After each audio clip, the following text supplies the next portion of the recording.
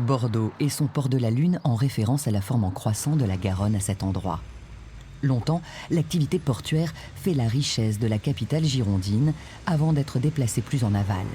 Séparés de la ville par 7 voies de circulation, les quais finiront quasi abandonnés. Une friche industrielle en bord de fleuve, occupée par d'immenses hangars vides, fermés par des grilles et à laquelle les habitants n'ont pas accès. Début 2000, leur réhabilitation commence. L'espace est alors libéré, rendu au public, un succès plébiscité par les Bordelais. Il y a la belle vue, puis après il y a les gens aussi qui viennent ici pour faire du vélo, courir. Alors c'est vrai que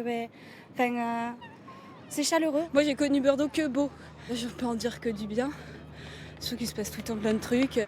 Transformés par l'architecte récemment disparu Michel Corajou, les quais s'organisent en séquences. Dans les rares hangars conservés, commerces et restaurants avec vue imprenable précèdent des aires de jeu, un skatepark, un marché, de quoi se poser ou au contraire se dépenser.